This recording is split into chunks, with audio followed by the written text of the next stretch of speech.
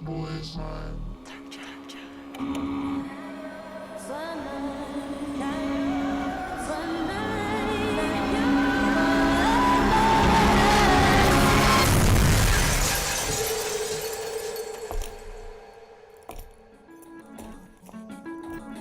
You ready? I've been ready. What are we waiting for? That boy is mine. Are you ready? Creed.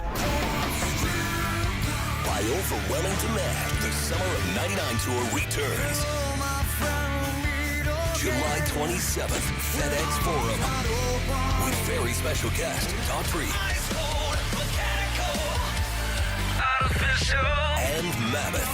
Tickets on sale now at livenation.com. Don't miss Creed with Daughtry and Mammoth. The Summer of '99 tour. 1, 2,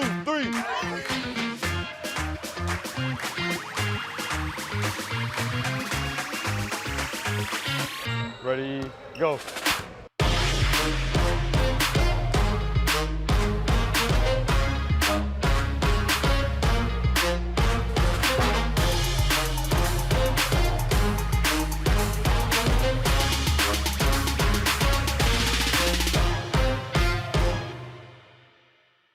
Sonic Radio. Welcome back to Sonic RNDIO. That spells radio with me, the CIO. This just in, the new Sonic $1.99 menu lets you build a crave-worthy meal for just $1.99 an item, whether that's a creamy shake, crispy tots, or a quarter-pound double cheeseburger. This just out. Ostriches. They're mean, not very cute, and in my opinion, way too big for a bird. Don't miss the Sonic Fun 99 menu. 5 items, always $1.99. Live free, eat Sonic. Tax not included. See menu for details.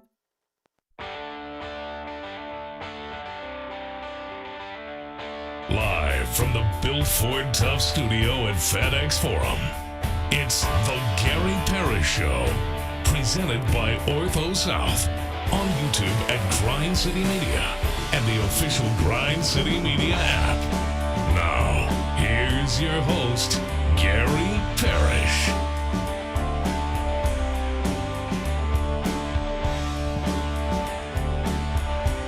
All right, I'm here. My name is Gary Parrish, speaking to you from the Bill Ford Tough Studio. We're in FedEx Forum, downtown Memphis. Bennett Doyle right there producing the program. Glad he's with me.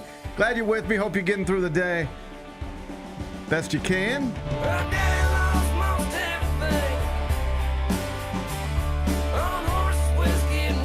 And I sure hope you enjoy exciting Tiger basketball scheduling news, because we got some on Monday afternoon. Scott Drew's Baylor Bears are coming to town for a game at FedEx Forum in December.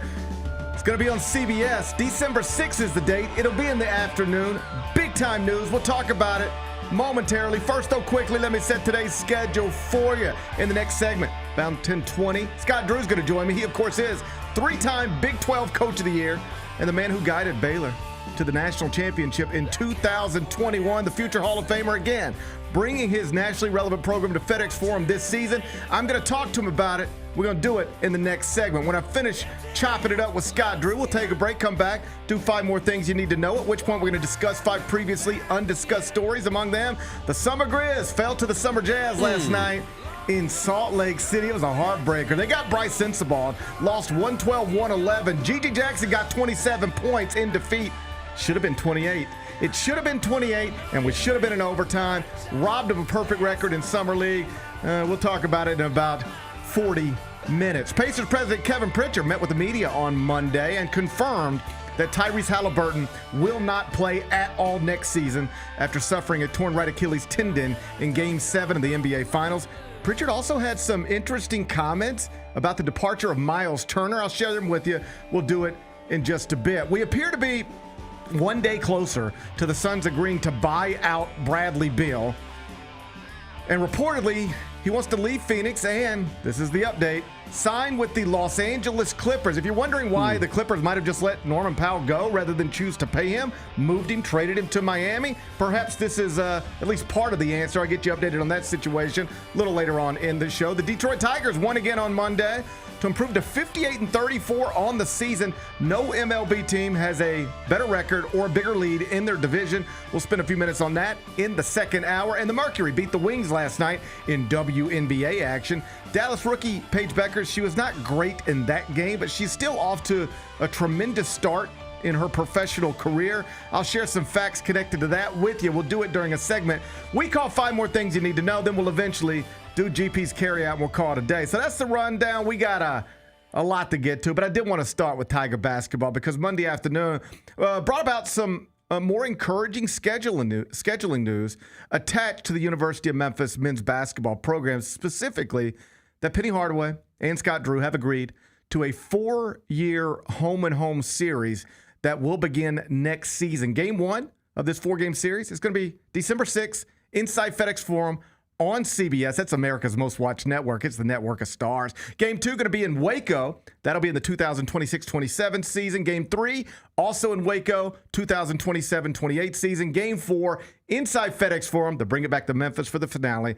That'll be in the 2028-29 season. Awesome stuff, obviously. Big Bet Bennett, good to see you on a Tuesday. Good to see you. Before we go any further, on a scale of 1 to 7, because we're tired of 1 to 10 scales around here. Everybody uses those. We've transitioned to a 1 to 7 scale. On a scale of 1 to 7, how excited are you about the Tigers getting a 4-year home-and-home series with a Big 12 program that won the national championship just a little more than 4 years ago? I mean, dude, it's a clear 7. This is about as good as it gets with scheduling, especially a game that we're able to schedule in, early July for this upcoming season. Baylor's always nationally relevant. Like they are 6 straight NCAA tournament appearances. They've had 6 straight years of first-round NBA draft picks. They, of course, won the national championship in 2021. Their coach, Scott Drew, who was once a candidate for this job in Memphis after John Calipari left, is probably going to go down as the only man in history. He is certainly the only man in history who's done this so far and will probably just remain this forever. Only man in history to turn down both the Kentucky job and the Louisville job in the same offseason. He did that 2 seasons ago. Well, and the thing about that is it's become pretty clear that he loves it there and loves being the coach there. And so I wouldn't worry about him not being the coach there, during. Oh, at this point, it's pretty clear he's going to retire there. Yeah. And so. I mean, I don't want to speak for Scott, but at this point, once you turn down Kentucky, Louisville, and all, then where are you going? Right. Exactly. And like you said, I mean, they're always putting guys in the NBA. They're always nationally relevant. I mean, it's just some great scheduling by Penny Hardaway and the University of Memphis. They had a top 5 pick this past season in VJ Edgecombe, and will likely have a lottery pick next season. I'll tell you more about him later on. Among other things, this announcement yesterday, it is a reminder that Memphis, on some level, can still transcend the American Athletic Conference and schedule big events against the type of programs, frankly, no other AAC school can schedule. No question. Like, with all due respect to our friends in Birmingham, UAB can't schedule this series. No. North Texas can't schedule this series. USF can't schedule this series. No other AAC program can schedule a series like this. I'll ask Scott Drew in the next segment why and how Memphis was able to schedule this series. But regardless of what his answer is, just understand the bottom line is the bottom line. And the bottom line is that somehow, some way, the Memphis brand is still intriguing for power conference schools and major television networks. Yeah. Despite the Tigers participating in a conference that ranked 11th in the net last season behind such leagues as the A-10, Mountain West, Conference USA, West Coast Conference, and the Missouri Valley Conference. Yes, Memphis is now in a conference, at least in men's basketball, that ranks worse than CUSA and the MVC, 2 leagues that the school previously competed in. That's how far the AAC has fallen since the departures of Louisville, Cincinnati, UConn, SMU, Houston, Rutgers, and UCF. Like, the only original AAC schools still in the AAC are USF, Temple, and Memphis. That's it. Everybody else has moved on to bigger and better things, while USF, Temple, and Memphis are stuck in the same old neighborhood that's nothing close to what it once was and not even as good as other neighborhoods the AAC used to clear easily. Like in 2019, the AAC ranked 6th among men's basketball conferences, according to KenPom. In 2025, it ranked 11th. And right now, 11 of the 12 AAC schools, not named Memphis, are ranked outside of the top 90 at barttorvik.com heading into next season, meaning there's no reason to think next season's going to offer much improvement. The AAC was a one-bid league last season. It'll likely be a one-bid league again next season. None of this is good. But what is good is that the Tigers still register enough nationally, despite everything I just told you, to get Baylor to agree to a home-and-home series similar to the way Gonzaga registers nationally enough to get games like this and series like this, despite a WCC affiliation. It's very similar. And oh, by the way, speaking of Gonzaga, do you understand Baylor only played 2 non-league road games last season? Here's where they went. Here's where Scott Drew was willing to take his program on the road last season. They played the first non-league road game at Gonzaga, and the second one was at UConn. The season before that, Baylor only played 1 non-league road game. It was against Michigan State in Detroit. The season before that, Baylor only played 1 non-league road game. That was at Marquette. In other words, Scott Drew does not just take his basketball program anywhere, all right? He doesn't have to do that anymore. He's built this thing into a monster. He gets to pick and choose. He turns down offers all the time. And that's why if you're a Memphis fan, you should be encouraged that the Memphis brand still matters enough that a program like Baylor will still schedule home-and-home series against the Tigers, and that the Memphis brand still matters enough for CBS to be eager to air that game on a Saturday afternoon in December. If you're a Memphis fan, be encouraged by that. Not sure if it'll always be this way. I have concerns. You know, UNLV used to be this way. Now it's mostly not. But again, what Monday reminded us with this announcement is that Memphis still carries cachet in the sport, despite not making the Sweet 16 since John Calipari left for Kentucky. You ready for this?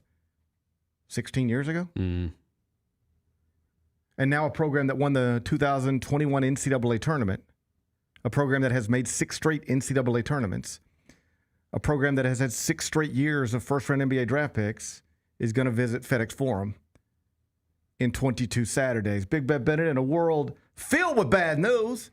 That's good news. Just sports news, but good sports news. Nah, it's the best. I was so stoked to see this yesterday. I'm really fired up about it.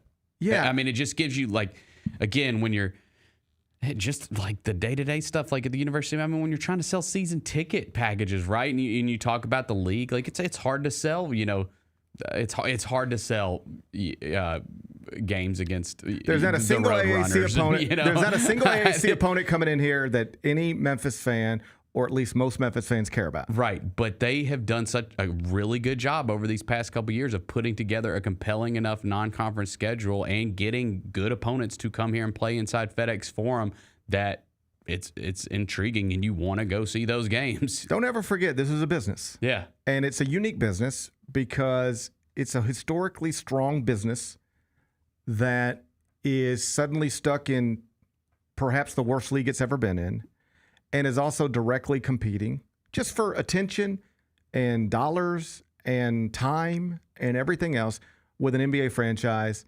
led by one of the most popular NBA players in the world. That's the business you have. Mm-hmm.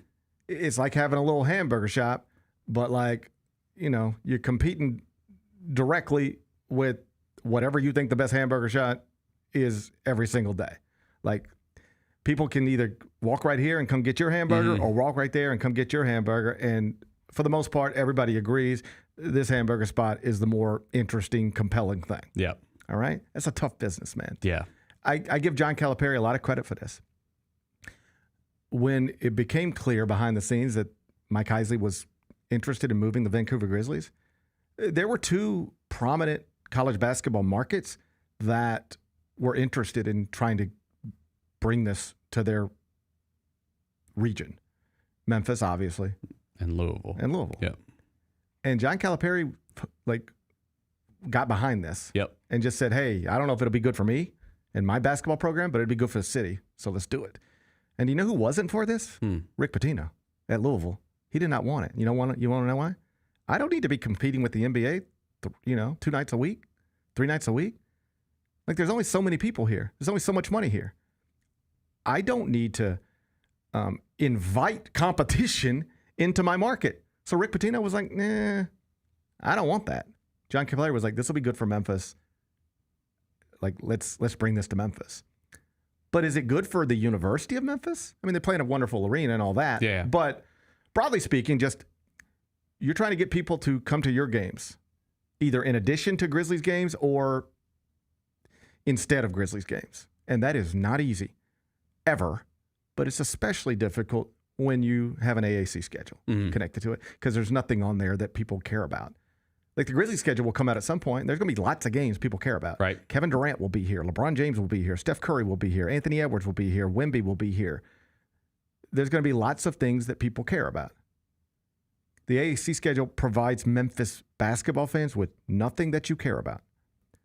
So it is important for Ed Scott, the athletic director, Penny Hardaway, the head basketball coach, and everybody else who has a hand on this thing to approach it, with the net and all of that stuff in mind, but also, like, at the end of the day, it's a business. And we need to give people a reason to come experience our product, consume what we're selling.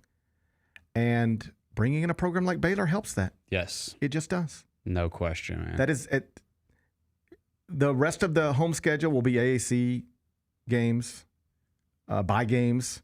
And then you also get Vanderbilt coming in here, UNLV with Josh Pastner coming in here, San Francisco returning that game the Tigers played at the Chase Center last season. So not the biggest and best home schedule of all time, but at the very least, you can tell your fans now, you can come see one of the best programs and consistently successful programs in the sport. Program that won a national championship just a few years ago, a program that is coached by a man who will be in the Naismith Memorial Hall of Fame someday. You will turn on your TV one day, and Scott Drew will be delivering a speech at the Naismith Memorial Hall of Fame. Like, you can tell your fans that man is bringing that program here. Plus, Vanderbilt's coming down from Nashville. Plus, our old friend Josh Pastner is coming back. And this won't be a part of the season ticket package, but eventually they are expected to announce that John Calipari is bringing the Arkansas Razorbacks to FedEx Forum for an exhibition to raise money for St. Jude. And that, we talked about it last week, should be an amazing event that I hope, like genuinely hope, Memphians are ready for. And that can be a celebration of the 9 years that John Calipari spent here. Yep. You're giving people reasons to come downtown to FedEx Forum to experience Tiger basketball. I don't know if Memphis can win this game. This won't be a Baylor team that's projected to win the national championship, but it will be a Baylor team that in all the computers is projected to be better than Memphis. Yeah. Well, like, you're not going to be surprised if they come in here ranked, right? They could be. I don't know that they'll be ranked in the preseason, but they certainly could be ranked. This is the type of game a different coach in a different place in a different moment might say, well, they're probably going to be better than us. So I don't know that I want them coming in my building. And then, I got you. But you just put all that aside and you say, this is good for the brand. This is good for the program. This is good for my players. This is good for my city. This is good for FedEx Forum. And I give Penny a lot of credit for doing that. He has created a home schedule that at least has some compelling stuff on it. The road schedule at Louisville, at Mississippi State, at Ole Miss. And then they're in the Baha Mar tournament, where they'll open with Purdue and then either play Texas Tech or Wake Forest. God, it's going to be a gauntlet. So there's some compelling stuff in there, and buddy, it might eat them up, you know? They killed it last season in the non-league portion of the schedule. You hope something similar, but it will be harder this season. Sure. It will be harder this season because on paper the roster isn't as good. But either way, let's worry about all that stuff another day. For this day, let's just celebrate. Memphis signed a 4-year home-and-home series with a nationally prominent basketball program that schools in leagues like this do not normally schedule. But the Memphis brand still matters, so Baylor's coming here, and I'll talk to Scott Drew next. Have you talked to Norvell since the game? Yeah, but we're close friends, so it's not one of those. Like, I think it's a little bit. How long before you said ha ha ha ha? Hey, you sent him a text and said, the box score. You sent him the box score. You want to see the picture of me in the locker room afterwards? How close are you? Because it would have taken me literally 30 seconds. The Chris Vernon Show, live on weekdays at noon on YouTube at Grind City Media and the official Grind City Media app. Have you always dreamed of entertaining on the biggest stage in Memphis? The Claw Crew is looking for members to join their team for the 2025-2026 season. Claw Crew members are hardworking, high-energy entertainers who assist Grizzlies home games by hyping up the crowd and much more. Not only do they support the Grizzlies at home games, but also promote in Memphis and across the Mid-South. Open auditions are Saturday, August 9th at FedEx Forum. Visit grizzlies.com/auditions for more information and to register today. The First Ladies of FedEx Forum, the Grizz Girls, are known across the NBA for setting the standard for professional dance and entertainment, and they are looking for dancers to join their team for the 2025-2026 season. With the chance to gain professional dance experience, collaborate with national and local artists, and connect with the Memphis community, auditioning for the Grizz Girls is an opportunity you do not want to miss. Come show up and show out at open call auditions. Visit grizzlies.com/auditions now for more information. Shinedown. Dance Kid Dance Tour. Live in Memphis. FedEx Forum Saturday, August 30th. With special guests, Bush and Morgan Wade. Get tickets now at livenation.com. Shinedown, live in concert. For more, visit shinedown.com. These are the Jordan 1, the crystals. These are the shoe that retails for $1,000. Oh, extra crystals. So if your crystals fall off, if your crystals fall off, actually these are the black crystals because they have. So the shoe has black crystals on there as well too. So you get an extra package of black crystals. The Sneak Fest Show, live Tuesdays at 2 p.m. on Grind City Media on X, YouTube, and the official Grind City Media mobile app.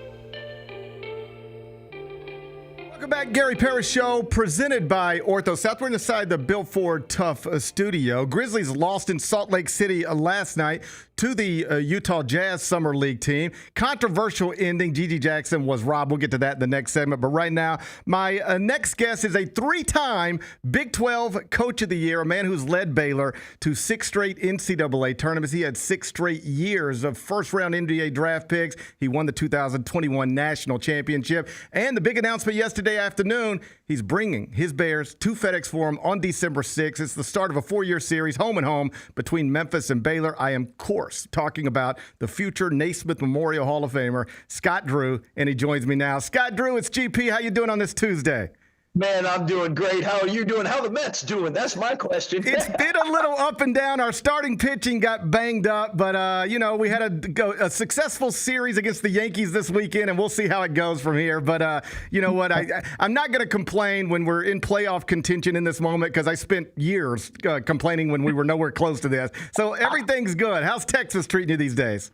Good. We've had a lot of rain and obviously heartbreak with the floods. But one thing that's great about the USA and state of Texas, everybody rallies and helps support. And it's been great seeing the outcry and support they've been giving the people affected by the flood.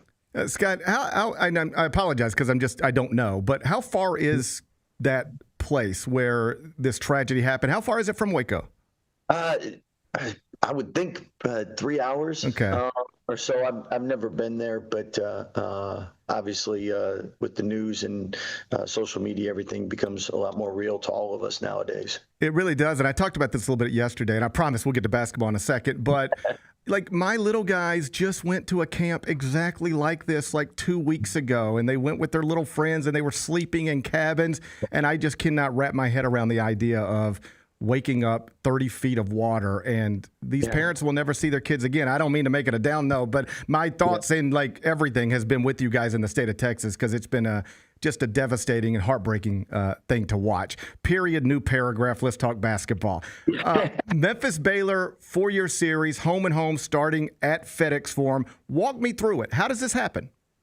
Well, you called and said, I can get some rendezvous, we can get some a good meal, and then we can play a game. Fans will like it. But at the end of the day, the one great thing about the NCAA and the way scheduling works is you don't get penalized for playing quality opponents in the non-conference, and you can only benefit, obviously, for the team that wins. So it allows teams to play a more aggressive non-conference schedule. And as you know, Memphis has had a very successful program, and it's a game that hopefully will make both of us better. You know, I just sort of ran through where you have taken your program in recent years for non-league road games. And it's like Gonzaga, UConn, Michigan State in Detroit, at Marquette. I know you get asked a million different times in offseason to bring the Baylor Bears to this campus or that. You turn down most of these opportunities. What is it about Memphis that made sense for you? Well, I think the tradition of winning, and obviously Penny's done a great job with the program. It's a great environment for us to get ready for Big 12 play. So the non-conference schedule for us is what games give us an opportunity to get prepared for Big 12 play, and you got to have great opponents, great atmospheres.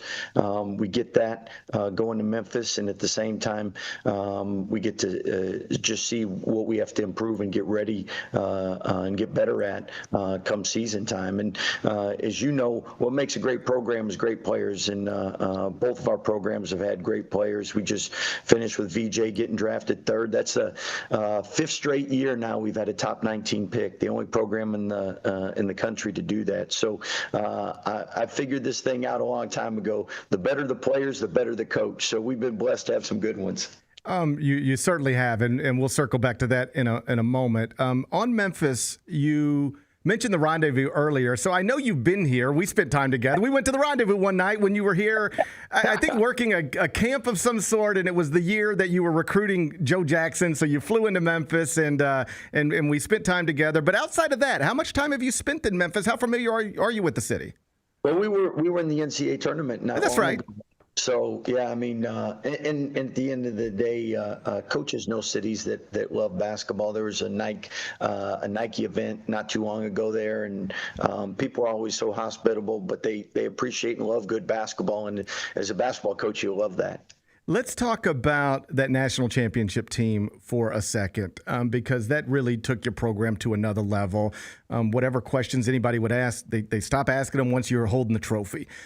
It was such an interesting season because it was the COVID season. It was after the 2020 NCAA tournament was canceled. So we end up playing in empty arenas and barely filled arenas and fake fans and all of that. And what's interesting is that you guys were preseason number 2 in the AP poll. You started the season, I think you were 27-2 heading into the national championship game, and yet everybody just sort of chalked it up as this is Gonzaga's year because they were preseason number 1 and undefeated going into the national championship game. What do you remember about that night? It's a Monday night. We're in Indianapolis. It's a weird setting, and you just jumped on them. What do you remember about that game or that after that game or the moment that you realized I'm really going to be introduced for the rest of my life as a national championship winning coach? Well, I can tell you earlier in the year, we were supposed to play Gonzaga Gonzaga in Indianapolis. And at that time, they were 1 and we were 2. It was a CBS game. And that morning, one of the Gonzaga players had COVID and the game got canceled.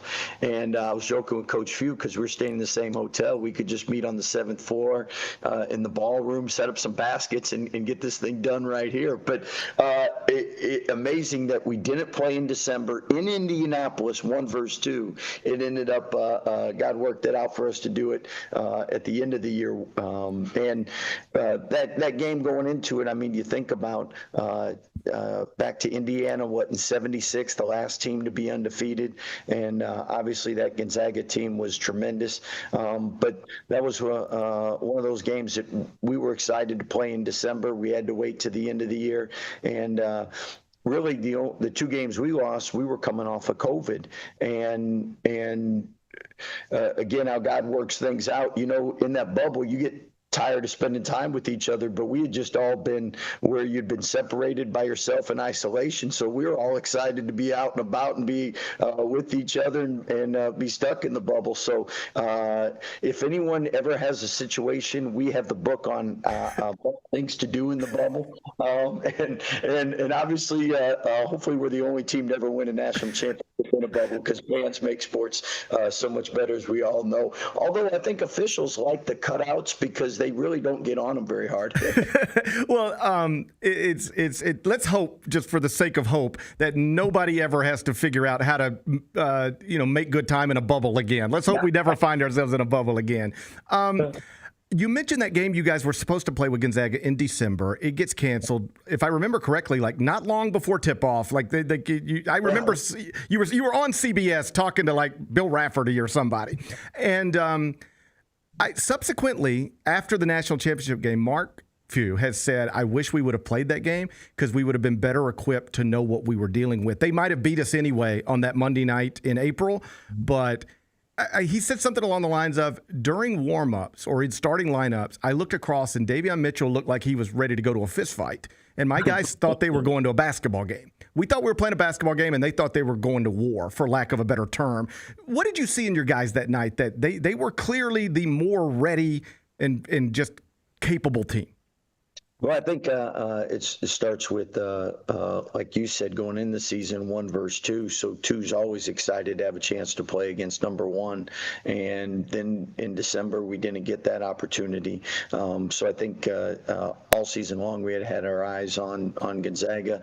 And obviously, no one was able to beat them all year long. So we were excited for that opportunity. But at the same time, that was a real special team at Baylor. And the year before, we had won 23 in a row and were set to be number 1 seed for the first time in school's history when everything got shut down with COVID. So those guys had been through adversity, been through great success, but then great sorrow not having a chance to be a number 1 seed for the first time. And then all season long going through and being unbeaten until the whole team basically was out. And after that, we were rested, ready to go, and got the rust off, and we're focused, fired up. And at the end of the day, as you know, when you make shots, things happen a little bit easier on the defensive end. We made shots. The defense was clicking.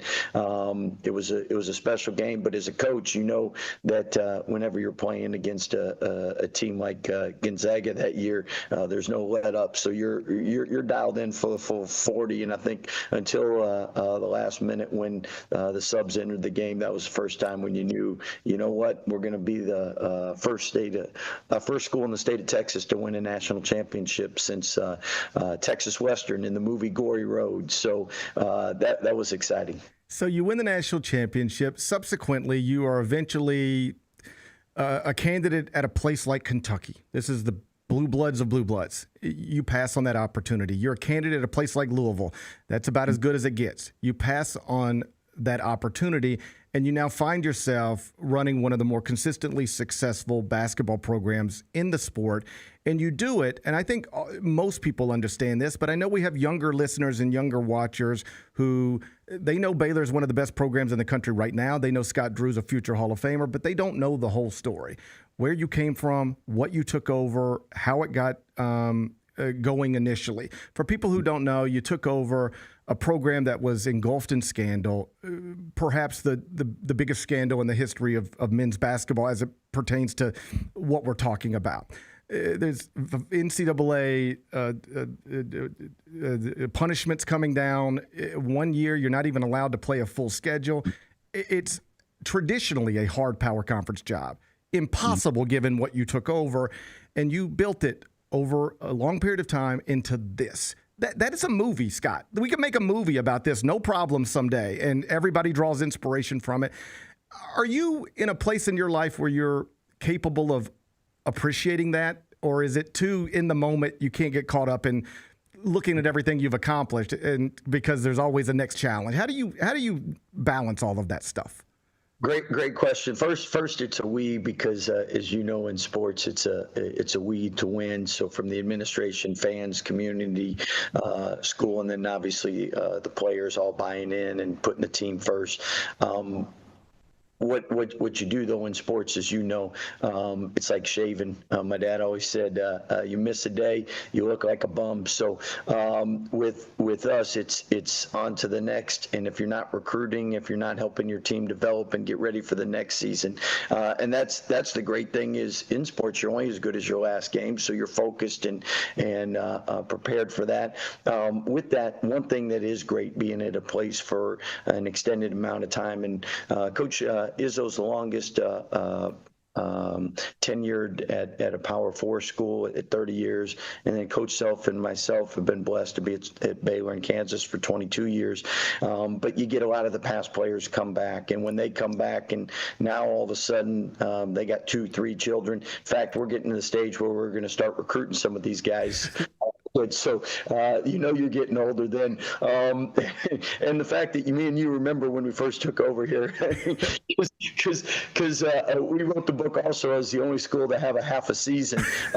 We can help you with that one too. So the first at Baylor, but I tell you that's really, and I think all parents can relate during the holidays and the kids come home or the grandkids come home. It's such a special feeling, and for us when our past players come back, and in the summertime we'll come back and scrimmage our past players. We call it Vet Week when they come in the preseason to watch a football game. Stop in the office. That's just really exciting, and then their kids look on the wall, see a picture of Dad, and maybe see his graduation picture and different things like that. It really brings it full circle and allows you to know just the excitement of being a coach is. I know we all talk about it's a transactional world, but really coaches want to have an impact and want to help young people. And anything you find out when they're 20 or 30 years later, hey, coach, you really helped me here or there, that really makes it also worthwhile. I'm wrapping up here with Scott Drew, head coach at Baylor, announced yesterday a 4-year series with the University of Memphis starting December 6th inside FedEx Forum.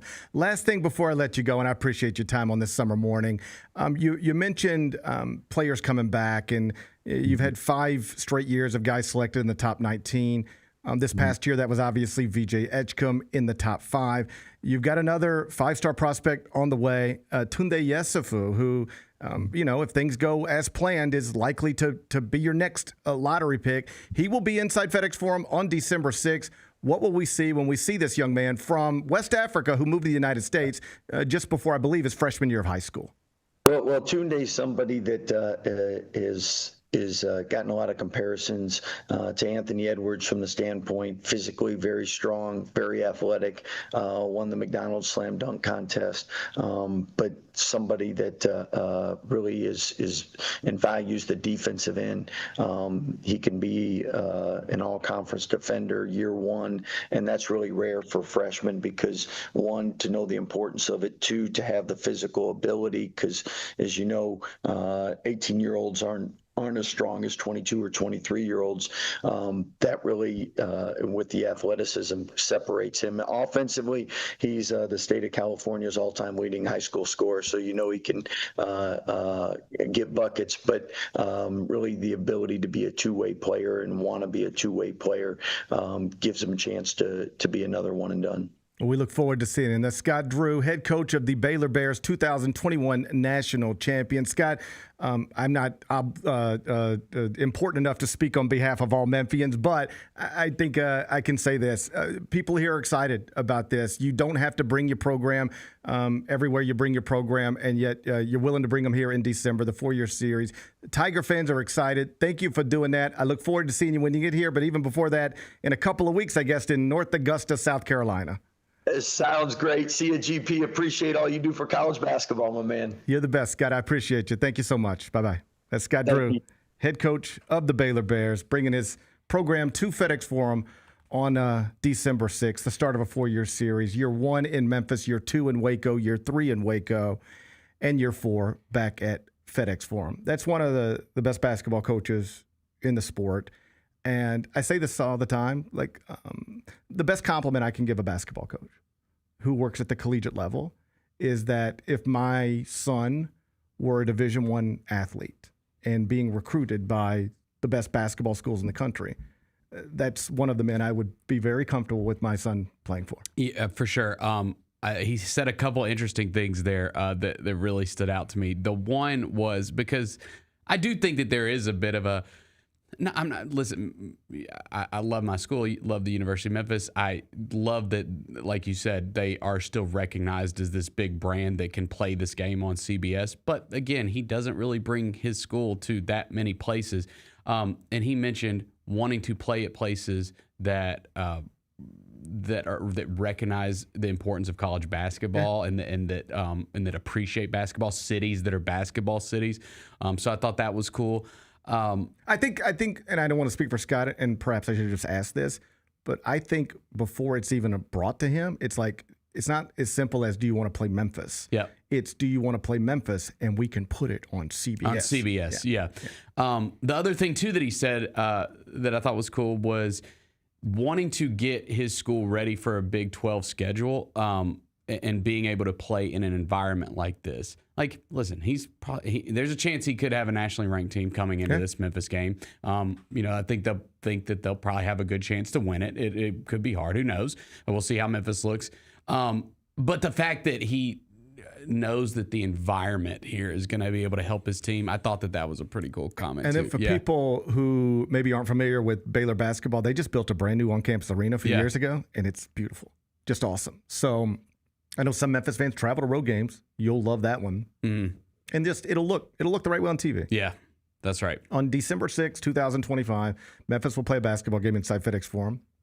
And regardless of where Memphis basketball is now, has been, all of those things, when you turn on CBS on December 6th, it's going to look the way it's supposed to look. It's going to sound the way it's supposed to sound. I hope, at least. These are the types of games Memphis should be playing. Fingers crossed someday Memphis is in a league where you get these twice a week in January, February, and March until your conference schedule is done. But we're not there right now. So you've got to create these wherever you can create them, however you can create them. And Penny has been very good at not shying away from competition and adding games that might be on paper losable games. Like, this is a big announcement that you and I and everybody else are excited about yesterday. It, just based on computer projections, probably added a loss to Penny's record next year. Just based on computer projections. We'll play the game on December 6th. Right. Just based on computer projections, it probably adds a loss to Penny's record. He's okay with that. Let's go play the game. Because, might add a loss, but it might do. Might win a big game on CBS. Yeah, it is. I'm assuming this is going to be one of the first, big college basketball games leading right after the football season on CBS. Oh, sure. Yeah. Because December 6th is the day of SEC championship game, Big Ten championship game. So it will be a football-heavy weekend. But to your point, leading up to that weekend, in the afternoon on Saturdays on CBS, is Big Ten football. Right. You're watching Big Ten football. This will take the place of we will watch weeks and weeks and weeks and weeks and weeks of big-time college football games. And then in that slot on that Saturday, it'll shift to college basketball. And the game you're watching be Memphis and Baylor. Love it. Yeah, I mean, there's going to be a lot of attention on football that weekend because there's always a lot of attention on football until football's over. That's the nature of football. But in a big sports weekend, a huge sports weekend, where you got NFL, college football, the NBA, Penny Hardaway's Tigers are going to be on CBS playing a Big 12 program that won a national championship a little more than 4 years ago. That's good stuff. Glad Penny and Scott were able to get this together. Appreciate Scott Drew for joining me here live from Waco. When we come back, turn our attention to the NBA. Summer Grizz were in Salt Lake City again last night, played the Jazz, lost by a point. Controversial ending. We'll show it to you next. What can the Memphis Grizzlies learn from the Thunder Pacers NBA Finals Series? Your style of play is not something that you really have to change. Both of these teams love to play fast. Both these teams love to play really aggressively on the defensive side of the ball. Hey, Grizzlies fans, be sure to tune in to Grizz Beat, where the panel and I break down all things Grizzlies and take a look at the rest of the NBA as well. The show is live every Wednesday, 2 p.m. on YouTube at Grind City Media and the official Grind City Media app. Grizzlies fans know it's the team that gives you the edge. Big River Steel does too. And much like the Grizzlies have recruited legendary talent, we want you to be part of our team. Are you ready to be part of something legendary? Then visit www.bigriversteel.com. That's www.bigriversteel.com.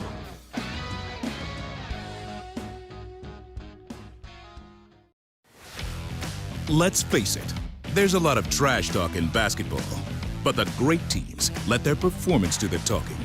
Like Ford F-150 with Pro Power on board, a class-exclusive industry-first feature that turns your truck into a mobile generator and leaves the competition speechless. Ford F-150, official truck of the Grizzlies. Greatness starts here at your Mid-South Ford dealer. Class is full-size pickups under 8,500 pounds, GVWR. Kroger shoppers and Grizz fans, want exclusive last-minute discounted ticket deals texted straight to you during the Grizzlies 2024-2025 season? Sign up with the new Kroger Buzzer Beater deal. Fans can sign up by texting Grizz to 636-479 or visit your local Kroger store in the Delta Division and scan the QR code. By signing up, you agree to receive recurring automated promotional and personalized marketing text messages from the Memphis Grizzlies. Consent is not a condition of any purchase. Message frequency varies. Message and data rates may apply. Catch us if you can at Southland Casino Hotel and win your share of up to $1.8 million in free play and prizes. Join us for drawings every Saturday in May, June, and July. Each month, over 900 winners will take home free play or drive off in a new car or motorcycle. Be there for all 6 grand finale drawings and try to catch us if you can, only at Southland Casino Hotel. Must be 21 up. Play responsibly. For help quitting, call 800-522-4700.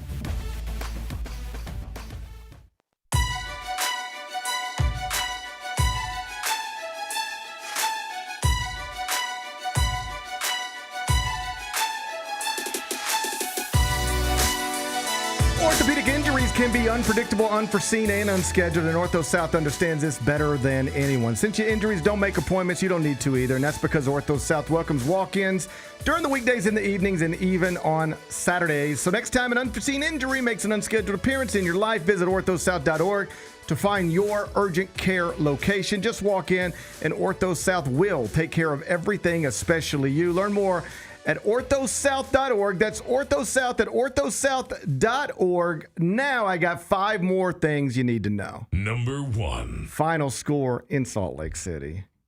Jazz 112. Grizzlies 111. Heartbreak in the Summer League. The Grizz dropped to 1-1, but not without some controversy. Yeah. Not without some controversy. If you were watching last night on the Grind City Media app, you know what the situation was. You're down 3. Mm-hmm. We're in the final seconds. It's kind of a scramble situation. We're moving. Yeah. Gigi Jackson gets off a shot at the buzzer. It was an awkward shot and a weird shot, but he banked it in. Kind of looked like it might be a 3, but the officials said something else. Kyra, if you got it, let's watch how this game ended last night.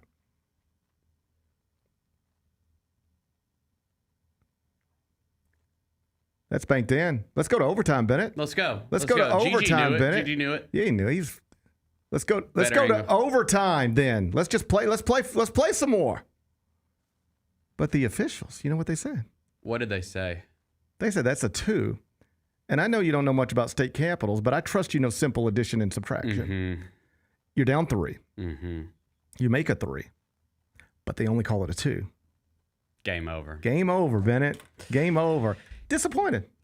Yeah, it was. If you call it a competition, I want to win it. I want to win it too. If you call it, I see some other people being like, who cares? I care. I want to win competitions. I want to win too. I think I would have been more angry if this happened in like Vegas Summer League instead of Utah Summer League. Yeah, this sort of happened. This is like a warm-up Summer League. This is like warm-up Summer League. I was glad that Gigi cared. I mean, he fell to his knees. He was furious.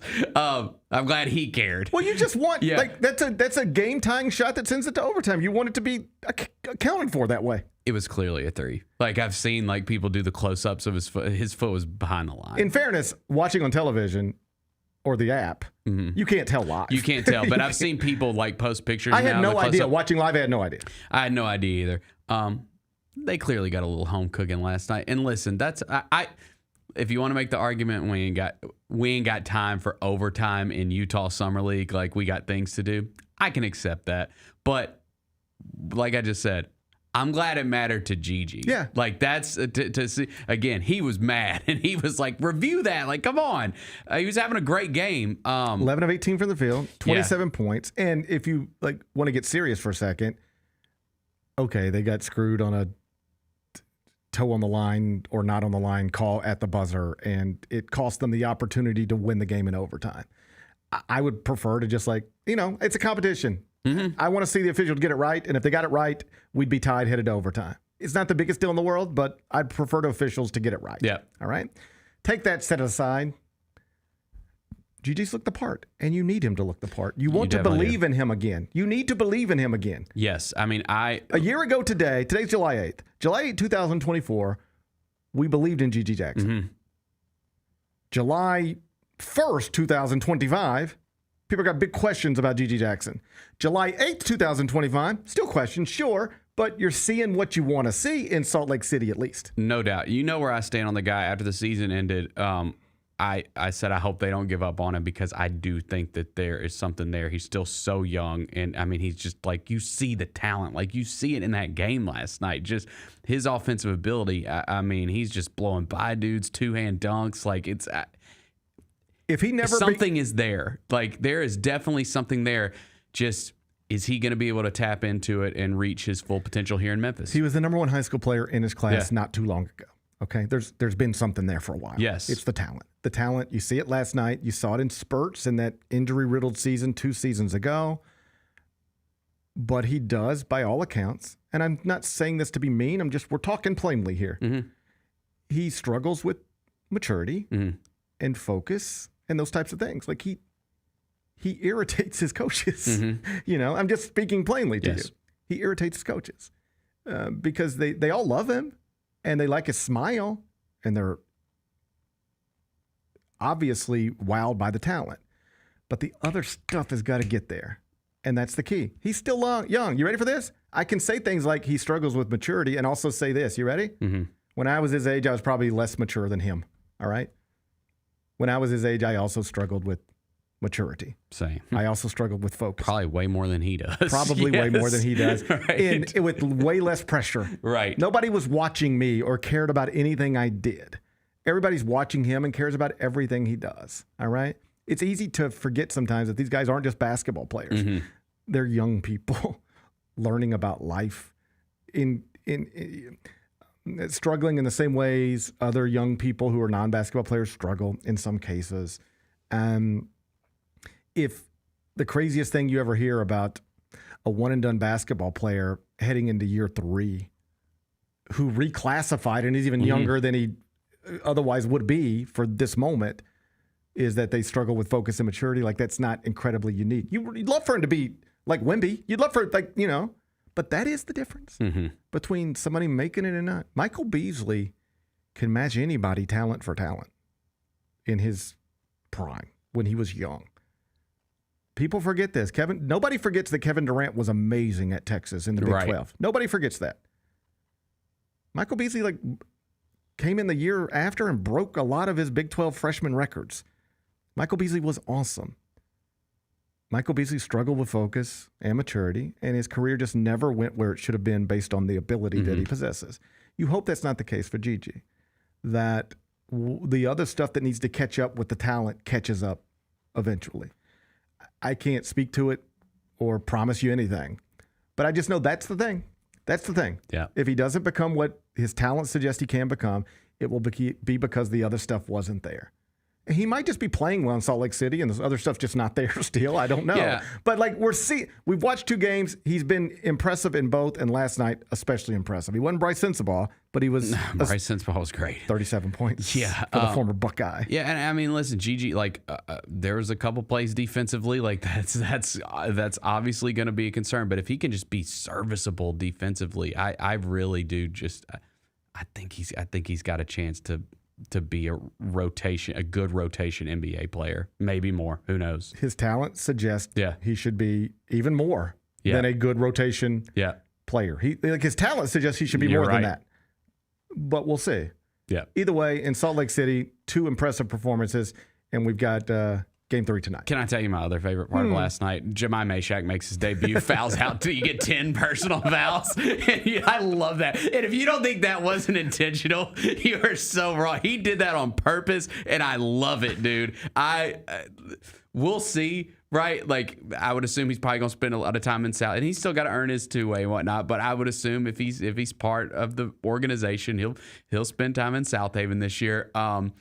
He's got to be able to contribute offensively. But, man, he comes in that game and immediately, like on the defense, he strips somebody, feeds it to his teammate. They score on the other end. I'm just like, okay, God, if he can just be serviceable offensively, that dude is a bulldog. Like, it's just fun watching him play. 10 fouls is hilarious. 10 fouls is hilarious. 10 fouls in Salt Lake City is hilarious. Like, you just talked to him pregame, and he was like, I'm planning on playing.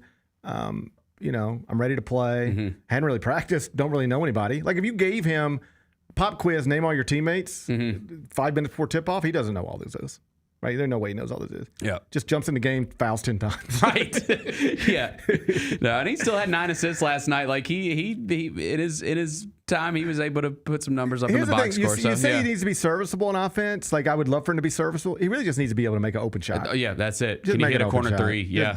Go be a bulldog on this end and just make him guard you on this end. Yeah. And we can do something with you. And he said in his introductory press conference that he thinks that the corner 3 is like an underrated part of his game. So Well, we'll see. Yeah. We'll see. Heartbreaker last night in Salt Lake City, but Gigi Jackson was impressive. Another game tonight in Salt Lake City. We'll see who's playing, who isn't. 6 o'clock tip, 5:45 pregame, Grind City Media app. I'm going to be in studio. Oh, you're on tonight. I think I'm on tonight. Let's go, man. I think I'm going to be in studio tonight. Maybe you get another Cam Spencer heater.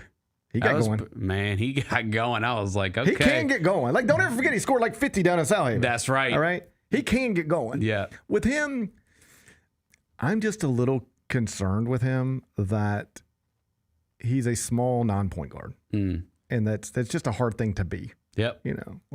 He's tough and he's got the right mindset, dog and all that, and can obviously shoot it and doesn't need much space to get shots off. But it's just hard to be that size if you are not a blur with the ball and not really a point guard.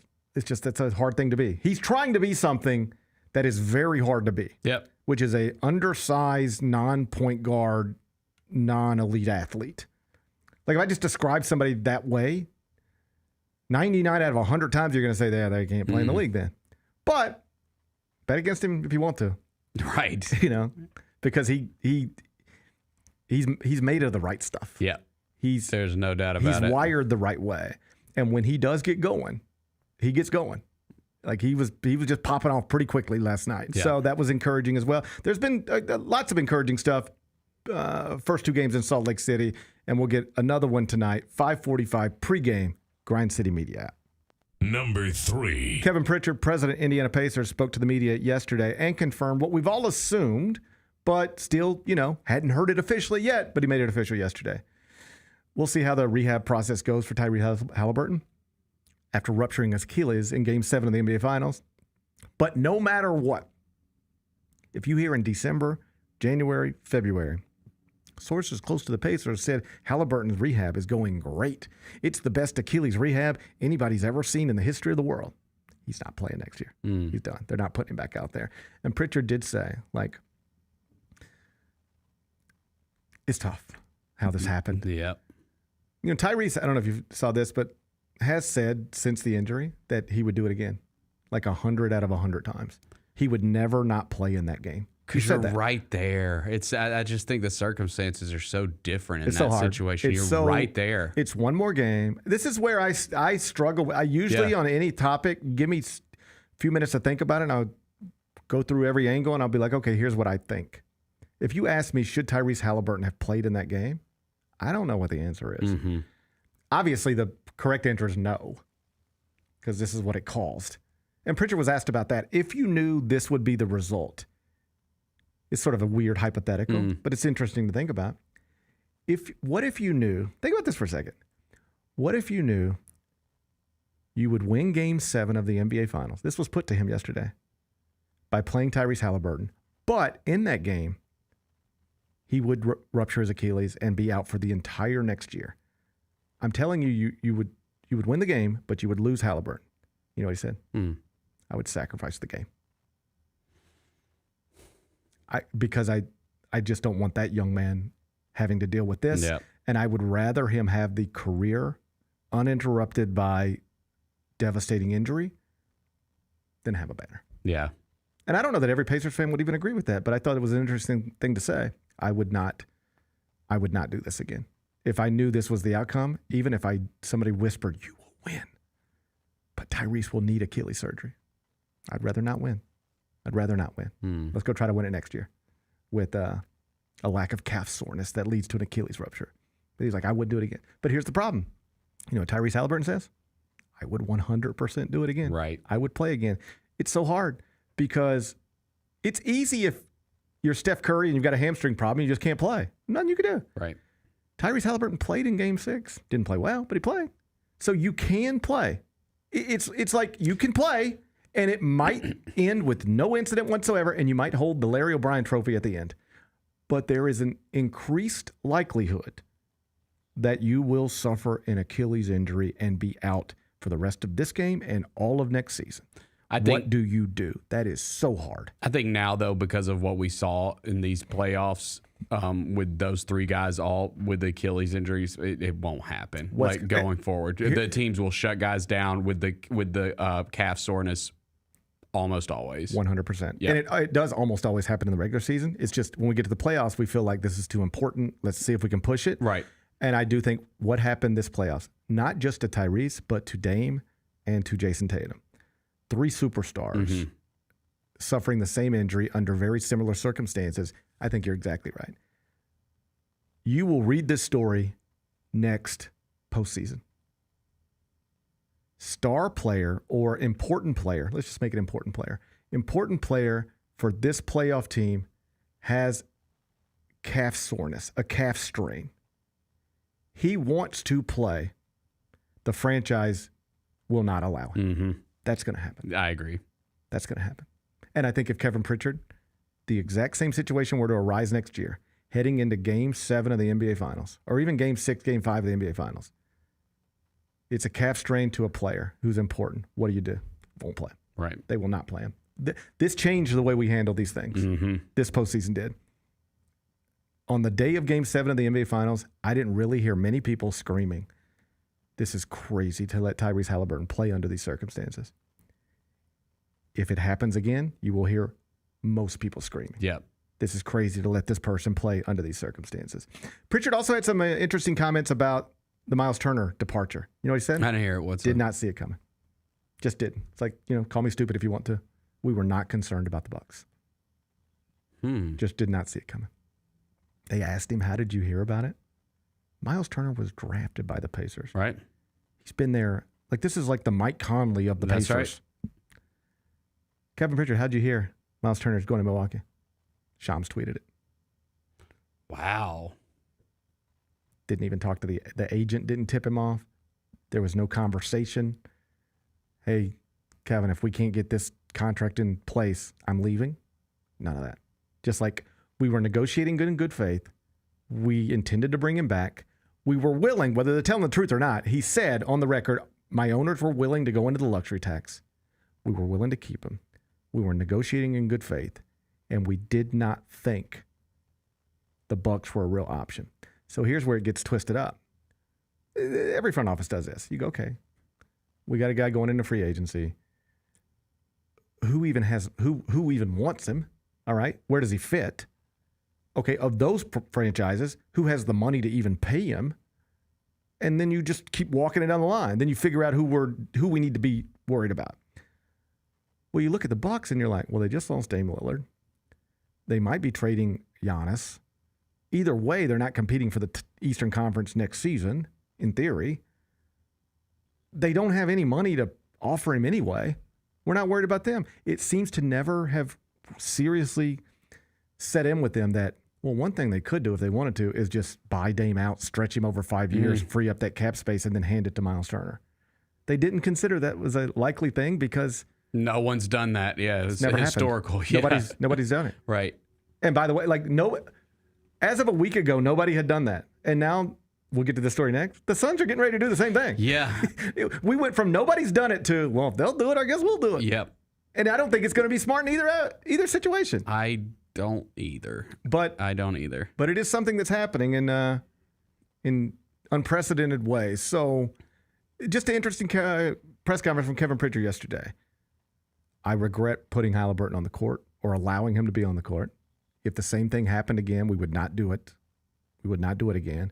And on the subject of Miles Turner, just didn't see it coming. Just did not see it coming.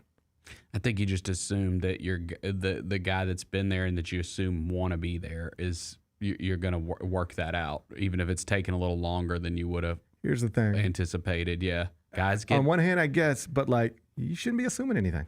Right. Here's the other thing. And you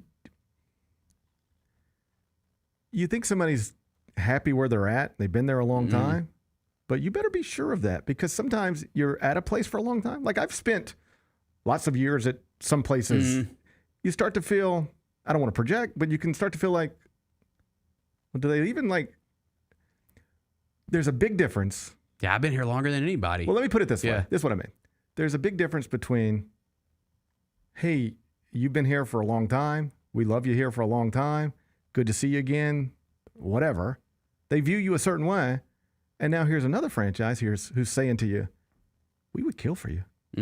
We will get rid of Damian Lillard, stretch his contract, put us in all sorts of bad financial situations to pay you to come play with Giannis because that's how much we want you. So in one ear, you're hearing, we'll get rid of future Hall of Famer Damian Lillard, stretch all his money, and we'll give you the contract that they are hesitant to give you for some reason. They say they love you, but why won't they give you the contract we're ready to give you? Here's the truth. According to Kevin Pritchard, we might have. Probably would have. Just didn't know we had to take it there because we didn't know that existed. But when you are being recruited by somebody, that is a way different feeling than just, or I could just stay here. I could just stay here where I know everybody and everybody just sort of looks at me with glossed over face. You walk into Milwaukee and everybody's like, oh my God, it would be amazing to have you here. You walk into the Pacers facility and it's just like, you're just here again. It's just, we're all human. People like to be wanted. Yep. And it's pretty clear Milwaukee made him feel wanted, and he did not feel like he needed to feel to be comfortable, not only staying in Indianapolis, but even having a real conversation with the Indiana front office about, hey, I just want to tell you, you might assume that I'm just happy here and I got no real options, but that's not necessarily true. So it's also kind of wild. The Giannis conversation has just completely died. It's just gone away. I mean, I wouldn't assume that anything's done and that he's definitely going to be back in Milwaukee. So this is all weird. If you remember when the Damian Lillard news broke, they're stretching Lillard's contract. They're going to have to eat like $20 million of dead cap space for 5 years. The initial report was Chris Haynes reported Giannis is not happy. Right. But then Shams came back and was like, no, Giannis is cool. And Giannis subsequently tweeted or posted on social media that something that indicated he was cool. And so you start thinking through this, because those are two reputable NBA reporters. I'm not trying to shit on anybody. They're both very good at what they do. But they're reporting very different things. One's saying Giannis is happy, and the other one's saying Giannis is unhappy.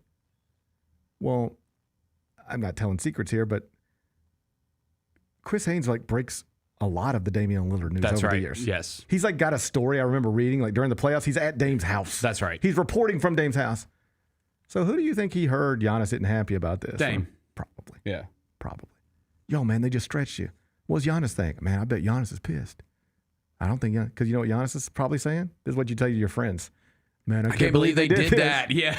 Then you hang up the phone and you're like, Miles Turner, what's up? All right? You're just doing what people do. This is what people do. Yeah. Congratulations if you're somebody who doesn't do that. But most humans will just tell you what you want to hear. Mm-hmm.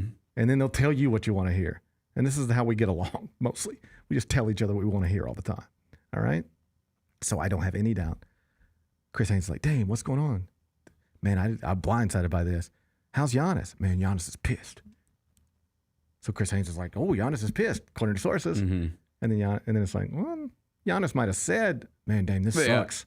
But he ain't really pissed. Then Shavs talks to Giannis's agent. He's like, Giannis is great. Yeah. Yeah. Well, for Giannis, it's like you could play without Miles Turner next year or with Miles Turner next year. You ain't playing with Dame next year no matter what. That's right. Then you want to play with Miles Turner or without Miles Turner? I guess I'll play. We just lost Brook Lopez. I guess I'd rather play with Miles Turner. All right, I'm cool.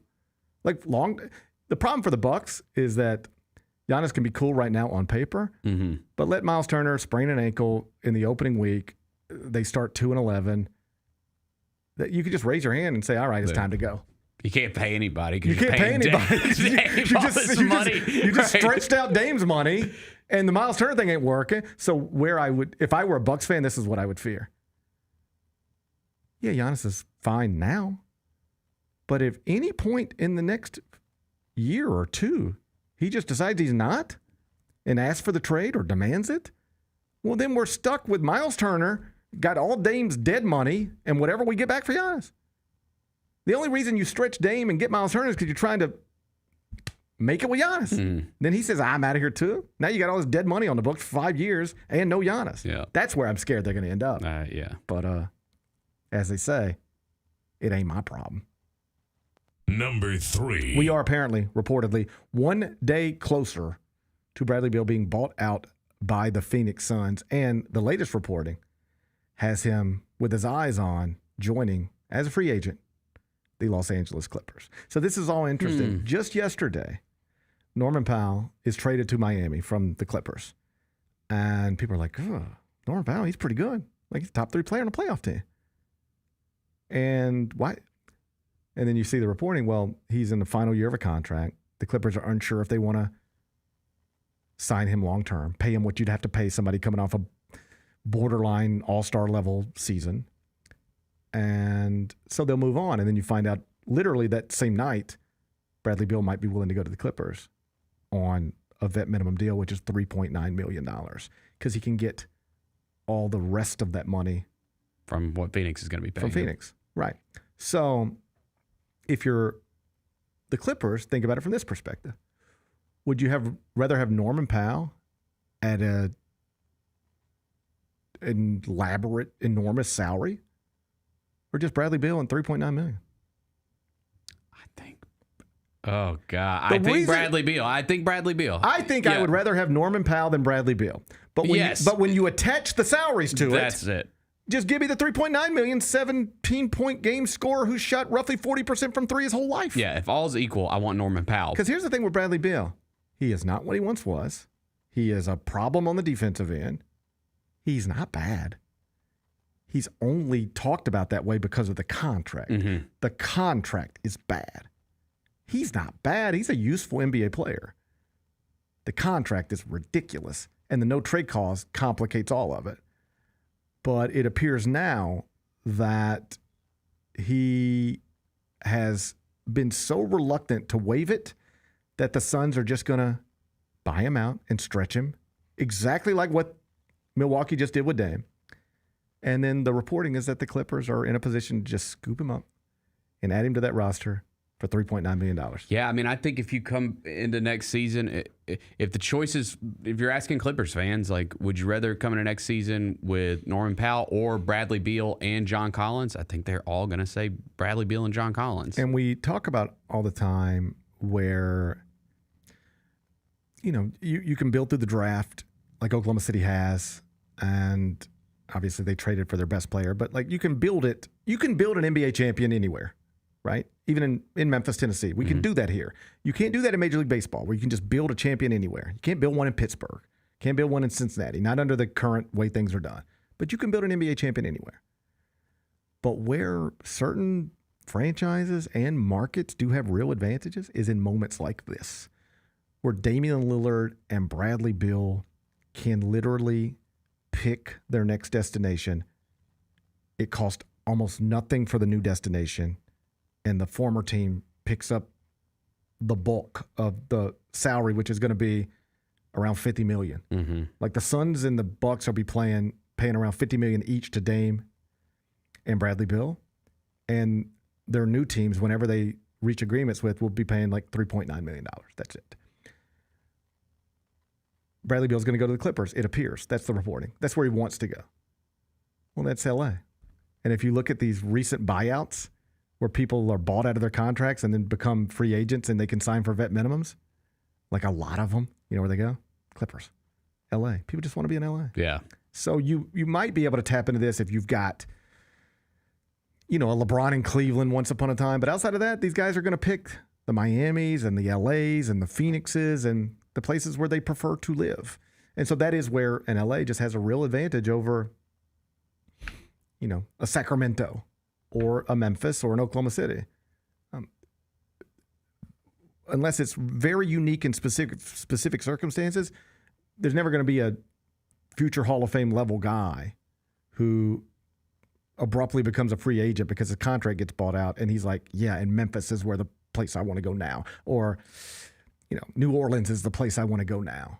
It's always going to be, or at least usually going to be, places like LA, and that's where we are with Bradley Beal. The reporting suggesting that just as soon as Phoenix buys him out, and that's supposed to happen this week, unless they change their mind, LA is the most likely landing spot. There are other possibilities, the Lakers being one as well, but the Clippers seem to be the front runner right now. Number 4. Detroit Tigers won again last night. Are you following this story at all? I have been, yep. It's just interesting. Baseball, I talked about this, I guess, last week with CJ and Devin. In the NBA, you could be a Grizzlies fan or a Thunder fan or a Lakers fan or whatever, but you're aware of what's happening throughout the league. Like, I think every serious NBA fan, like every person in the chat right now, could probably name one NBA player from every NBA team. Yes. I think that's probably true. Like, if we just tested it out. I'm not going to put you to the test, but I think that's probably true. Even if you are a baseball fan, I consider myself a baseball fan. There are some teams out there I cannot name you a player on their team. This stuff just happens. It's just so far off your radar. Mm-hmm. If you are a baseball fan, so if I'm a Mets fan, you know what you end up following? The Mets. And then you see a lot of the Braves. And then you see a lot of the Phillies. And you see a lot of the Nationals. And you're aware of the Dodgers because it's the National League. But then there's stuff happening in like the AL Central. And it's like, what? That's got nothing to do with me. You don't play those teams hardly ever. You don't watch those teams hardly ever. It's not like the NBA where if somebody is a great baseball player in any market in Major League Baseball, you'll know them. In the NBA, it is. Like, NBA fans were very aware of Ja Morant very quickly, regardless of where he played. There is no day on the NBA calendar where somebody couldn't go out for 50 and it wouldn't smack you in the face. It would be everywhere. Well, a guy can hit 3 home runs in Major League Baseball, and you walk in here tomorrow and not know about it. Mm-hmm. And the Tigers are a pretty good example of that. This baseball season's been fun. Most of the conversations are about the Dodgers and the Yankees and the Mets and the Red Sox and Rafael Devers and just big market stuff. You know who has the best record in Major League Baseball? It's the Tigers. They have a 14-game lead in the AL Central. Nobody's got a bigger lead than that. And they're doing it in part with Javi Baez, which is just crazy story. You probably remember him, if you remember him all, as the shortstop for the Cubs. It's a middle infielder for the Cubs. Then the Mets traded for him a few seasons ago. They thought he was going to be the missing piece of a World Series team. He was bad. They decided not to sign him. He ends up in Detroit, and last season hit 184. It was like, he's done. He always struck out a lot, but he made plays. Now he's just like, okay, now he's the guy that strikes out a lot and not making plays, just not a good baseball player anymore. And yet here he is right now playing center field. He's now an outfielder for an American League franchise, and he's an AL All-Star and having a nice season, hitting .279, 10 homers, 39 RBI, and leading that Detroit franchise to the best record in Major League Baseball, or at least playing a significant role in that. So you see this all the time in baseball that you don't see it in other sports as often, I don't think. Like Cody Bellinger wins an MVP, disappears, stinks. Now he's with the Yankees and pretty good again, relevant player again. Javier Baez, it looked like he was on the way to just being nothing, out of the league perhaps. Now he's an all-star and an important piece on what is, if not the best team in Major League Baseball, at least the team with the best record. Detroit Tigers, I saw they flexed one of their, maybe this upcoming Sunday Night Baseball game. But like they're starting to get ESPN attention. Yeah. Like, hey, let's put them on Sunday Night Baseball. Let's put them where people can see them, because this is one of the best stories in Major League Baseball. But we're so caught up talking about Juan Soto's contract and Aaron Judge's home run chase that it doesn't get much attention. Number 5. Another big night in the WNBA. You had it right, Bennett. You said that the Phoenix Mercury would handle the Dallas Wings no problem. Yeah. And they did. Final score 102-72. And Dallas rookie Paige Becker, she was not great last night. She was 3 of 11 from the field, 11 points, finished minus 27 plus minus. But I did see like a little fact thing connected to her, where Paige Becker is right now, through 15 games in her WNBA career, is averaging 18.2 points and 5.5 assists per game. There are only 2 women in the history of the WNBA who have ever averaged at least 15 points and at least 5 assists through their first 15 games in that association. One is Paige Beckers. The other is Lisa Leslie. Caitlin Clark. So, like, she's doing it. And this is back-to-back years where the WNBA has the number 1 overall pick, like really performing at a high level. All right. Caitlin Clark, obviously you know what she did last season. Paige Beckers voted an All-Star Game starter and is doing things that quite literally the only other person in the history of the league who's ever done it is Caitlin Clark. It doesn't guarantee anything, but if you were wondering whether she would have an instant impact in the WNBA after being an undeniable college star winning a national championship, the answer to that question was, we'll see. I don't know enough about the WNBA to speak on it that intelligently, but I can tell you this is a fact. When I would ask people who do follow the WNBA, follow women's college basketball, like, how's Paige going to be in the WNBA? It was like, we'll see. Like, clearly good. Like, nobody was like, she'll stink. But it was like, I don't know. Like, is she this enough? Is she that enough? Will it really pop quickly? And it has. And it's just there's only so many franchises in this league. And you keep getting, I just said in Major League Baseball a minute ago, you can't name a player on all 30 MLB teams. And you probably can't do it in WNBA, but like, we're getting closer. Like, you know who Asia Wilson is, right? She's in Las Vegas. You know that. You know who Angel Reese is. She's in Chicago. You know that. You know who Caitlin Clark is. She's Indiana. You know that. You know where Paige Beckers is. You know who she is. She's in Dallas. You know, like, we're just getting more familiar. The more awesome performances, particularly performances from former college stars. Like, we've known Paige Becker since she left high school, and now she's doing it. And this is all just great stuff for the WNBA. Like, you just keep getting recognizable people who transcend women's basketball.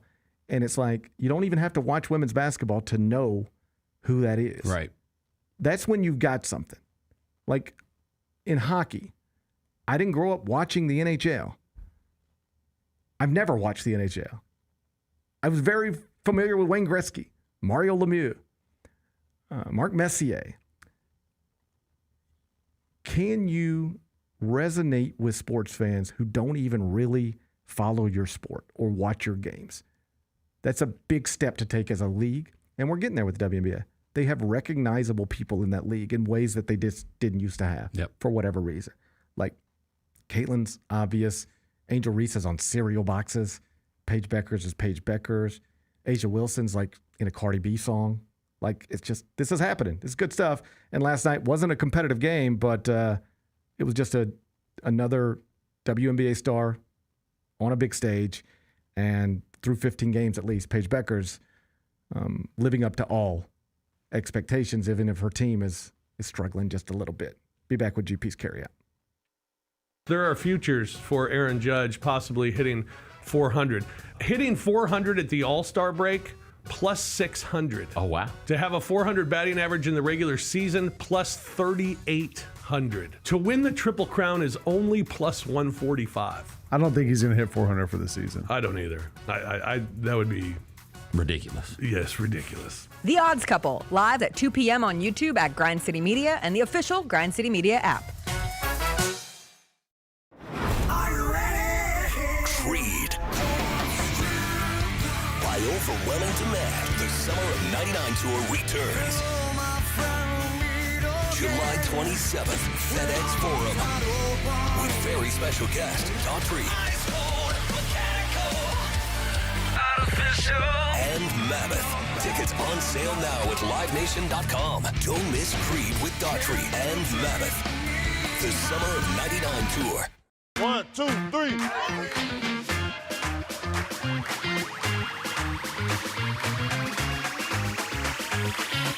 Ready, go.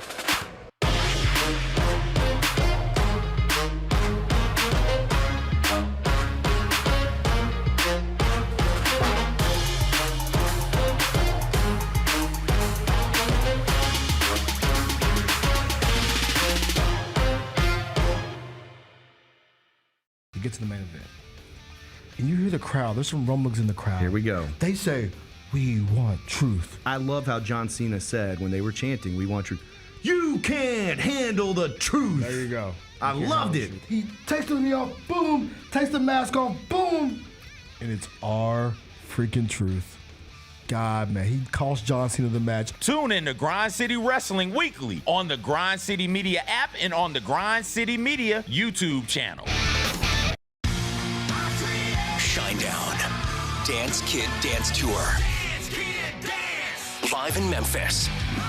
FedEx Forum, Saturday, August 30th. With special guests, Bush and Morgan Wade. Get tickets now at LiveNation.com. Shinedown, live in concert. For more, visit Shinedown.com.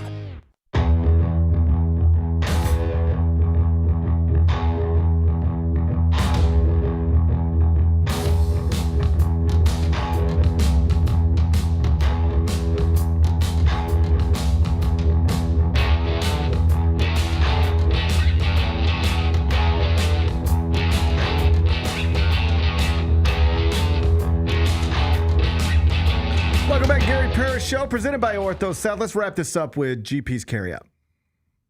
It's time for GP's Carryout. One final segment filled with stuff to take with you. It's not everything you need to know, but it's most of it. What did we learn today? A whole bunch of stuff, but we mostly focused on scheduling news, if you don't mind, because we got some interesting and big scheduling news connected to the University of Memphis men's basketball program yesterday afternoon. Baylor and Memphis jointly announced that they have agreed to a 4-year home-and-home series in the sport of men's basketball starting December 6th inside FedEx Forum. That game will be broadcast live on CBS.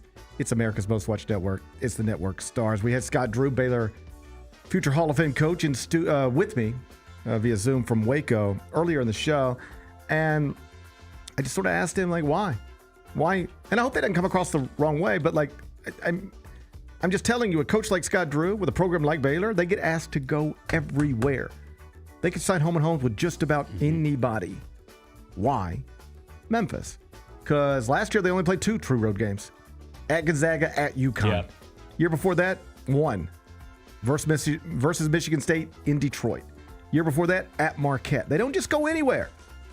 So why are you coming to Memphis? And he explained, like, proud program, tradition of winning.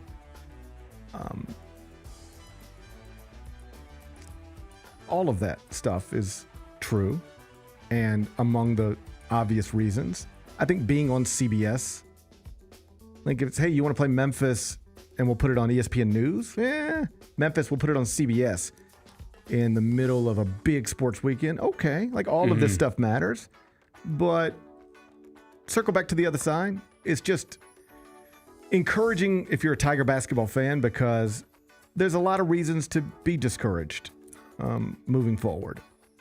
The gap between the haves and have-nots is growing. It's not getting smaller. And I know that athletic director at Scott held a press conference recently and explained that he believes in terms of revenue sharing that Memphis is going to be on par with what Kansas is reportedly willing to spend annually on its men's basketball program.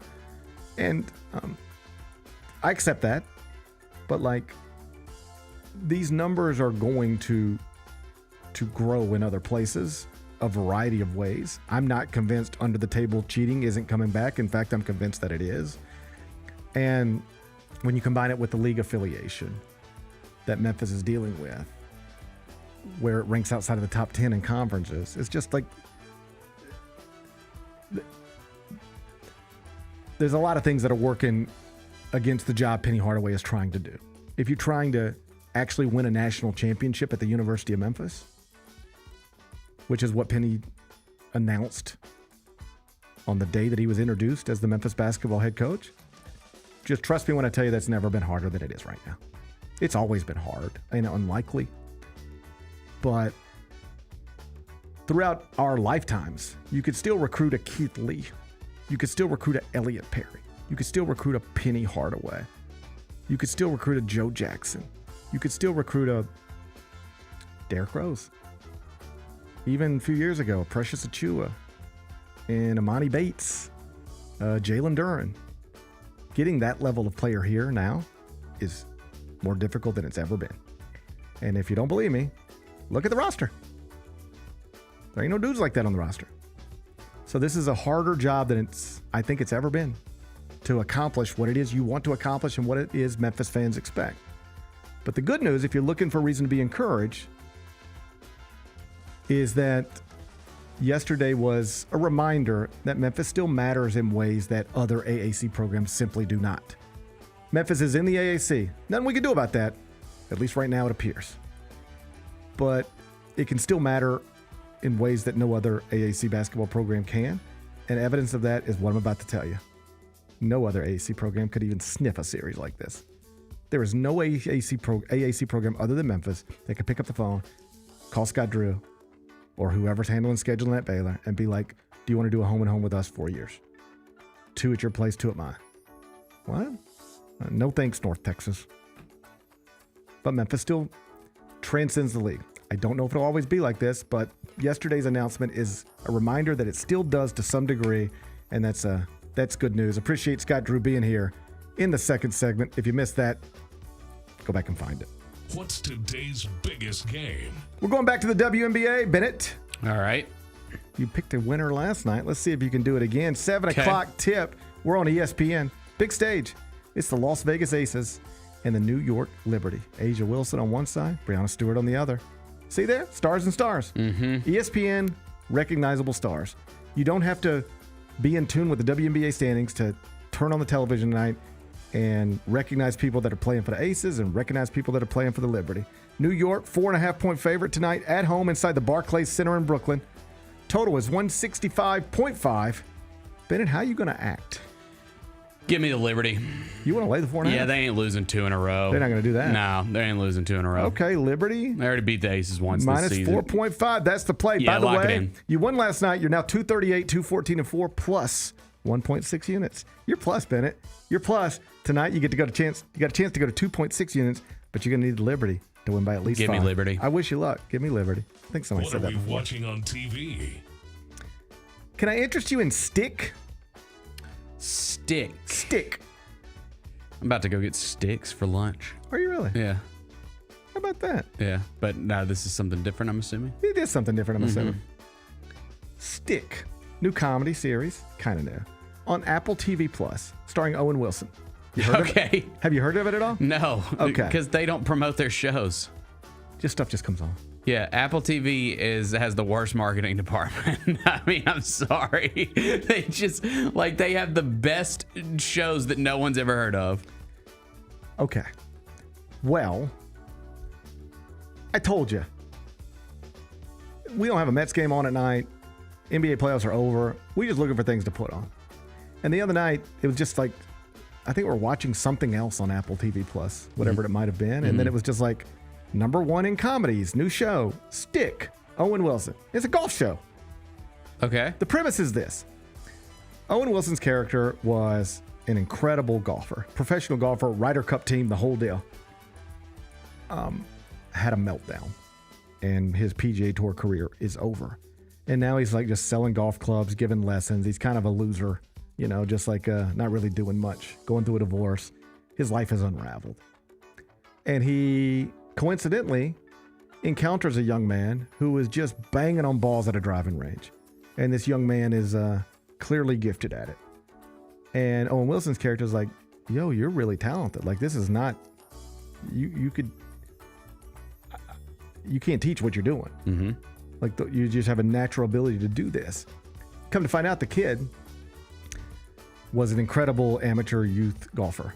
Like, at the age of 14, won every tournament he was in out in Indiana. And then quit golf, just quit playing because there was some sort of falling out between him and his father. You also find out that Owen Wilson had a son who is no longer with us. And so they need each other. Okay. You got Owen Wilson who needs a son, or not needs, that's the wrong word, but is missing something. And then this young man who's missing his father. And so you get that sort of bond. And then it's got some Happy Gilmore elements in it. So it's like goofy golf stuff. And then there's like a Ted Lasso element to it where it's like the lead character is this seemingly happy-go-lucky guy, but he's really carrying around a lot of stuff with him. So you got that. And then there's like a Karate Kid element to it where it's like mentor and mentee and like, let me teach you how to do all these things you need to do. And it's a comedy, so there's some jokes in there. Mark Maron's in it. He's good. My official review, I think it's through 7 episodes with the next episode. They're coming out every Wednesday. New episode tomorrow. Here's my official review of Stick, starring Owen Wilson. It's just good enough to watch. It's just good enough to watch. Nothing more than that. But at least that. And easy to watch with the kids. That's honestly the reason we started watching it. The kids were like, oh, this will be funny, and it's golf. And both kids, after we watched as many episodes as we could, they wanted to go hit golf balls. So that's good. That's pretty good. That's good. I finished The Bear. I haven't yet. I finished The Bear. Official review of season 4. Official review of season 4. It was good. It's a great show.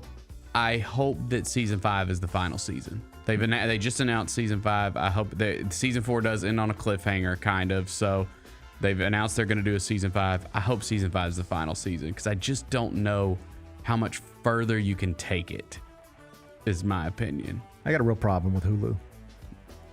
What's going on? Because you can't download stuff. Well, that's a winter problem. Yeah.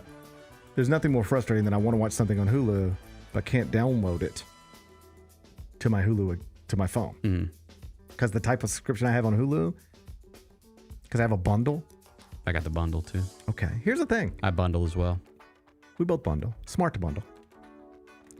I think my bundle is Disney Plus, ESPN, and Hulu. Same. Well, I already pay for ESPN like 70 different ways. Dude, me too. I pay for ESPN through my bundle. They are getting so much of my money. I'm like a 3-time subscriber to ESPN. Me too. I have an ESPN Plus subscription. ESPN through DirecTV. And the ESPN bundle because of Hulu and Disney Plus. Yep. And it all starts where I'm just going to Disney Plus trying to subscribe to that. When it comes out, they're like, you can get all this stuff for like $9.99. I'm like, all right, fine, whatever. But now I'm paying for ESPN like 3 times. All right. then Hulu. I've lost control. I've I don't lost know what I'm control. paying for I don't know anymore. what I'm I paying have for anymore. no idea anymore. I've lost control. Yeah. I've lost control. So, in the bundle, you can't download the Hulu, but you can't upgrade your Hulu subscription to download stuff. Mm-hmm. So I'm like, I even was on the phone with somebody at one point. And I was like, I want to keep my bundle, but I also want to be able to download Hulu stuff into my phone. Mm-hmm. And they acted like I was asking them something crazy. Mm-hmm. They acted like I was asking them like the craziest thing they've ever been asked. And they're like, I just don't think we could do that. It's like, fine. So the downloading thing, that is a winter problem when I'm traveling. Not a problem right now. Here's my problem with Hulu. Don't dump. How many episodes is season 4? Like 10. Don't dump 10 things on me at one time. I can't handle that. It feels like too much. And then you know what happens? I sit across from you, and you're like, I finished The Bear. And I'm like, well, I guess I don't. What am I going to do? Do I even have... When you dump things on me like that, I get overwhelmed. Mm-hmm. And I feel like, well, I can never finish this. And then I will because I enjoy The Bear, but it's like, if you just dropped episode 1 on a Wednesday, and episode 2 on a Wednesday, and episode 3 on a Wednesday, eventually I would get caught up with you, and we'd be like, hey, new episode of The Bear's coming out tomorrow. What do you think? How you liking it? But you've already seen the whole thing. Right. And I've seen 2 episodes. And now I'm not motivated because I feel like I'm already behind. I got a real problem with Hulu. Yeah, I don't love that either. Similarly, if I go to the doctor's office, if you hand me one sheet of paper to fill out, no problem. When you hand me 10 sheets of paper, I just go, this is too much. I'm done. And I just start scribbling. I'm just like, here, take it. If this ain't good enough, then call the cops. I'm sorry. But you should have you should know that I'm not allergic to anything by now. I have told you 100,000 times I'm not allergic to anything. You should know that by now. Hand me one sheet of paper, I'm fine. 10 sheet of papers, I can't manage that. 1 episode of The Bear per week? Perfect. This is the way I like to do it. 10 episodes of The Bear at one time. Here, watch 10 episodes of The Bear. Because you know somebody's out there watching all 10 back to back to back to back to back. Yeah. I can't do that. But because other people do it, it makes me less it's like, I can't. By the time I get finished with The Bear, everybody's already going to seen it. So what's even the point? I know they have logic behind what they're doing, but I don't like it. Tough spot, yeah. It's a tough spot to find yourself in, having 10 episodes of The Bear just dumped on you right before the NBA draft. It's a tough spot to find yourself in, but I'm going to finish it at some point. Anyway, Stick is on Apple TV Plus, season 1, new episode tomorrow. I don't know if they'll put this in the commercial, but if you need it, I give you permission to use it. Stick, Apple TV Plus. Stick, starring Owen Wilson. It's just good enough to watch. Okay. That's it. It's not great, but it's good enough to watch. What's the best thing we've read? All right, Bennett, you sent me something this morning. Oh, yeah. And I didn't even know what to do with it. Aaron Patterson was accused of poisoning? We talked about this story. This was in Australia. She did we talk about this? Yeah, Why don't I remember this? Because this story popped up in my feed today, and I was like, we talked about this on the show. Why would I have remembered this? We talked about this on the show. I think it's more likely that I forgot it than it is you just making things up. Yeah. But remind me, what is going on with Aaron Patterson? Okay, so Aaron Patterson. RollingStone.com, that's where you find the story. She had her family, her extended family, over for dinner. In her little cottage in Australia. Her husband, I guess her ex-husband's now, family comes over and she feeds them. She's a forager. She forages mushrooms. She cooks this beef Wellington dinner for them and puts mushrooms in it. Turns out they were death cap mushrooms. Did she do this intentionally? Well, a jury has decided she did do it intentionally, because when we talked about it, we were debating like what this was. Just she had been accused of killing all these people in her family. She fed them poisonous mushrooms. They all died. Or most of them. One person survived. And so it was like, well, did she do this on purpose? Was it an accident? Should she just accidentally pick the wrong mushrooms? Turns out she did this. She's been convicted of murder. She's going to go to prison. And it's a pretty interesting story. I mean, she still claims that it was an accident and she didn't mean to do this. But then you come to find out as you read the story that there was like some financial stuff going on and she wasn't happy with how they treated her. And things starting to come to light a little bit. So sounds like somebody should have hired Karen Reed's attorneys. Sounds like, best I can tell here, Karen Reed had some good attorneys and old Aaron Patterson didn't, and that's the main difference between these two women's futures. Yes, Aaron Patterson, she will be going to prison. I'm still mad people don't agree with me about Karen Reed. Like that, actually, like I think about that every day. I just want everybody to agree with me that Karen Reed accidentally killed that man. And I can't win the chat over. I try to win Jessica and CJ over. I don't think I can win them over. I've been trying to win people over. Nobody seems to invested in it like I am. I'm still not 100% certain on it, but I don't know about that. The chat is saying that this is perhaps a conversation you had with Jessica Benson. Maybe that's true. Because I don't have any recollection of this mushroom story. And you know how much I love these kinds of stories. Well, where would I have remembered it from? I don't remember talking about it with JB. I talked about it with somebody. Who the hell knows? Hey, anyway, Erin Patterson, she's going to jail. Yeah, she's going to jail. And sounds like she deserves it. All right? All right? Be careful around those mushrooms. And what's the lesson here? If you want to kill people, don't do it with poisonous mushrooms. Do it with your car in the snow. That's right. Do it with your car in the snow. Yep. Do it with your car in the snow. That's how you get away with it. Dummies. Everyone knows that. Everybody knows that. What's on tap for tomorrow? Well, tomorrow's Wednesday. Oh, it's Wednesday. We'll be looking back at Grizz Summer League Grizz Sixers tonight. 6 o'clock tip, 5:45 pregame. I'll be in studio. We got a full crew tonight. Do you want me to tell you who's going to be with me? Who's going to be with you? I know CJ's going to be here. Yeah. You damn right CJ's going to be here. Rob Fisher, CJ Hurt, and me in studio. And then Jessica Benson live on location. How about that? Live on site in Salt Lake City.